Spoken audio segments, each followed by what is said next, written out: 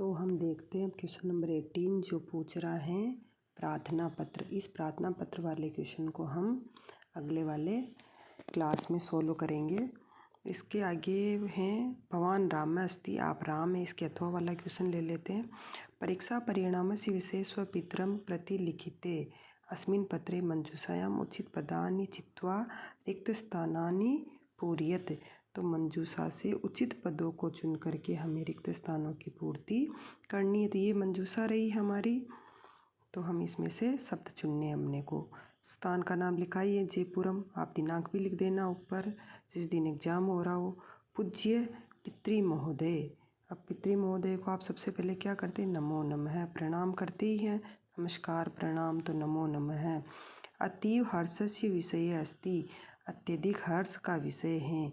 यत मम वार्षिक परीक्षाया आगत, वार्षिक परीक्षा का क्या आएगा, आप सभी जानते क्या आ सकता है, परिणाम। तो हम यहाँ लिख देंगे वार्षिक परीक्षाया दूसरे नंबर पे परिणाम आगत।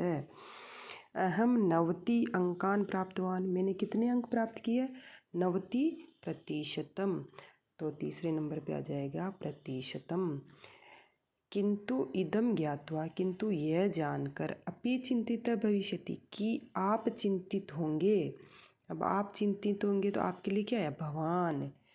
यत गणित विषय सुष्ठु अंकान प्राप्तुम असमर्थन न अभवन, अब प्राप्त करने में कौन समर्थ नहीं हुआ, मैं नहीं हुआ। अभवम उत्तम पुरुष एक वचन की क्रिया दी हुई है तो करता आ जाएगा अहम।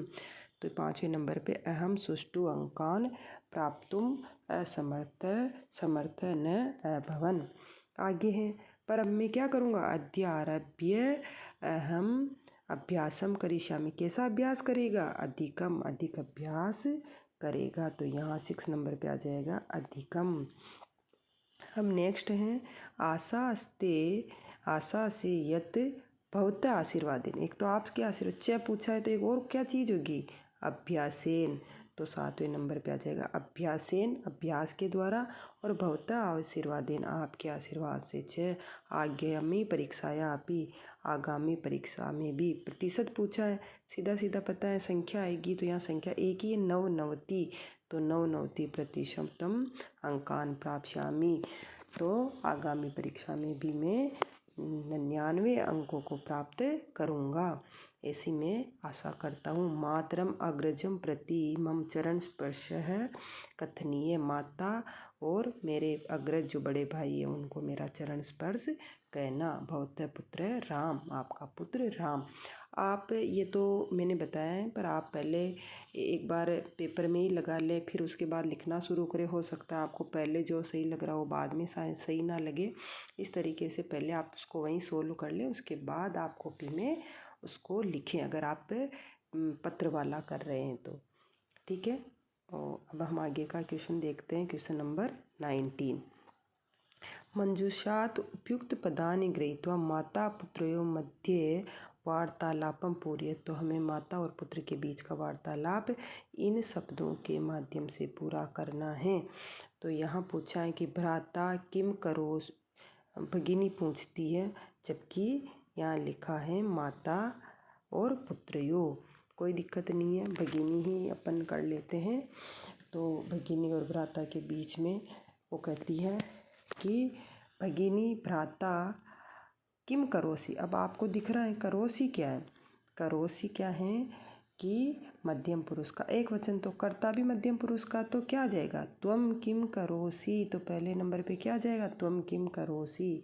तो भ्राता कहता अहम मम गृह कार्यम करोमि, किसका गृह कार्य किसका करते, विद्यालय का करते हैं, तो दूसरे नंबर पे आ जाएगा अहम मम विद्यालय से गृह कार्यम करोमि। तीसरा है भ्राता गृह कार्यानंतरम, गृह कार्य के बाद कत्वा ततः दुग्धम शाक फलानि च आने, गृह कार्य के बाद कहाँ जा कर के दूध और साग सब्जियां फल इत्यादि लाना, तो कहाँ जाते हैं, तो आपणम, बाजार को जा कर के। तीसरे नंबर पे आ जाएगा आपणम गत्वा शाक फलानि च आनये। फिर है अहम पुस्तकम क्रेतुम आपणम गमिष्यामि तदा शाक फलानि च आनेष्यामि दुग्धम शाक फलानि च आनेष्यामि, मैं जाऊंगा पुस्तक खरीदने, कब जाएगा, अब ये समय है, तो यहाँ ऐसा कोई शब्द है, सायंकाले तो हम लिख देंगे यहाँ अहम सायंकाले पुस्तकं क्रेतुम् आपणं गमिष्यामि तदा दुग्ध शाक फलानि च आनेष्यामि। तब मैं दूध शाक और फलों को लेकर के आऊँगा। भगिनी कहती है सायंकाले न, तुम शाम को नहीं, तुम तो पूर्व में एव आनये, पूर्व में ही जा कर के क्या लेकर के आ जाओ, तुम पहले ही जा कर के पूर्व में एव कत्वा, तो यहाँ जा कर के ले आओ, तो कत्वा आ जाएगा 5वें नंबर पे। आगे हैं प्रातः शीघ्रम किमर्थम, वो कहता है क्यों शीघ्र क्यों, तो भगिनी का अद्य तव आगमिष्यति, आज तुम्हारे कौन आएंगे, अब कोई आएगा उसका नाम है, तो यहाँ 6 नंबर पे मातुल्य तुम्हारे मामा आएंगे। अतः समयात पूर्वमेव पक्ष्यामि, समय से पूर्व ही क्या बनाएंगे, भोजन बनाएंगे, तो समय से पूर्व तो 7वें नंबर पे आ जाएगा हमारा भोजनम। भोजनम समयात पूर्वमेव पक्ष्यामि। मातुल्य आगमिष्यति चेत अहम इदानीमेव गत्वा कृत्वा गच्छामि, अगर मामा आएंगे तो मैं अभी ही जाकर कत्वा क्या लाऊं, वस्तुनि, जो आपने वस्तु ये बताई हैं वो कृत्वा खरीद करके आगच्छामि लेकर के आता हूँ। इस तरीके से आपको पढ़ करके ये आना चाहिए और आगे पढ़ते जाते हैं तो ये स्पष्ट होता जाता है, कभी क्रिया से पता चलता है, कभी कर्ता से पता हमें चलता है। तो हम आगे देखते हैं। अब आगे वाला प्रश्न है हमारा अधोलिखितेषु वाक्येषु केषाञ्चित् चतुर्णां वाक्यानां संस्कृतभाषया अनुवादं कुरुते। संस्कृत भाषा में अनुवाद करना है। वैसे मैं इनका बता देती हूँ, इसकी एक अलग क्लास भी आपको दूंगी।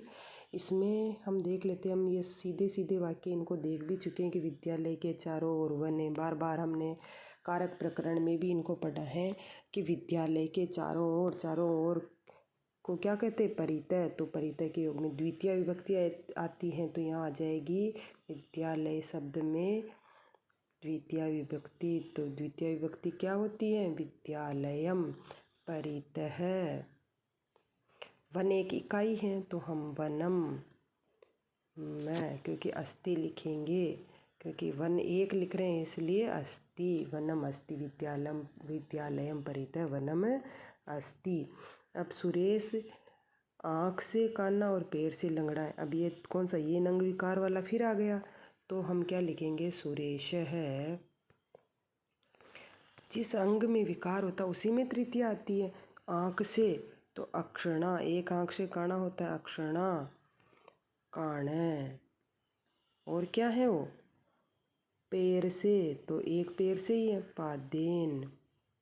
और लंगड़े को क्या लिखा था हमने, खंज च अस्ति, यहाँ हम लिख देंगे अस्ति, या फिर खंज तक भी लिख सकते हो कि सुरेश अक्षणा काण पादेन च खंज अस्ति। आँख से तो काना और पैर से लंगड़ा है, तो जो अंग विकार, जो विकृत अंग है उसमें तृतीय विभक्ति आती है, तो हमने लगा दी। पहले भी इसी में पूछा है अंग विकार वाला, दोबारा पूछ लिया है। अब तीसरा है हमारा पुत्र पिता से डरता है, जिससे डरते हैं उसमें कौन सी विभक्ति आती है, पंचमी। तो पुत्र तो डर रहा है इसलिए पुत्र तो पुत्र ही आएगा। किससे डर रहा है, पिता से, तो पिता शब्द की पंचमी विभक्ति क्या होती है, पितुहु। पितु से, पिता से डरता है। विभेति, आपने चोरात विभेति आपने देखा ही, विभेति बार बार हम ये कर ही रहे हैं। तो पुत्र पितुहु विभेति, पिता पुत्र से डरता है। बालक को लड्डू रुचिकर लगते हैं, यह भी बहुत बार करा दिया कि अच्छे रुचि धातु के योग में, रुचि अर्थ वाली धातु के योग में प्रियमाण रुचि अर्थानाम, इस अर्थ में जिसको प्रिय लगते हैं उसमें चतुर्थी विभक्ति होती। बालक को अच्छे लग रहे हैं तो बालक शब्द में चतुर्थी विभक्ति हो जाएगी बालकाय। क्या अच्छे लग रहे हैं, लड्डू को क्या कहते हैं, मोदकम। रोचते, रुच धातु आत्मनेपदी में चलती है इसलिए बालकाय मोदकम रोचते। याद भी ना हो तो भी ये बार बार सेंटेंस आ रहा है। आगे हम देखते हैं कवियों में कालिदास श्रेष्ठ हैं। आपने देखा है कि बहुतों में से जब एक को श्रेष्ठ बताया जाता है तब वहाँ पे सप्तमी या षष्ठी विभक्ति आती है जिससे श्रेष्ठ बताया जाता है। तो कवियों से बताया जा रहा है तो हम या तो कविषु लिख देंगे या फिर कवि नाम लिख देंगे। तो हम लिख देते हैं कविषु कालिदास है। क्या है कालिदास? श्रेष्ठ है। तम प्रत्यय भी लगता है श्रेष्ठ, तम भी आप लिख सकते हैं वो भी सही होगा, या फिर श्रेष्ठ है। राम दशरथ के पुत्र थे, सीधा ही है। राम किसके पुत्र थे? राम किसके पुत्र हैं? राम हैं। तो राम तो करता है, और दशरथ के तो क्या लिख देंगे? दशरथस्य, क्योंकि संबंध का के दशरथस्य षष्ठी विभक्ति आ जाएगी। पुत्र राम और पुत्र दोनों एक में ही आएंगे। आसीत थे, अभी नहीं है, थे तो अस धातु का लंग लकार आएगा आसीत। क्या आएगा? आसीत। आपको आसीत अगर देखना है तो हम कैसे देखेंगे? आसीत। इस तरीके से हमारा ये पेपर सोल्व होता है। फिर भी अगर आपको कोई कन्फ्यूजन हो तो आप पूछ सकते हैं। धन्यवाद।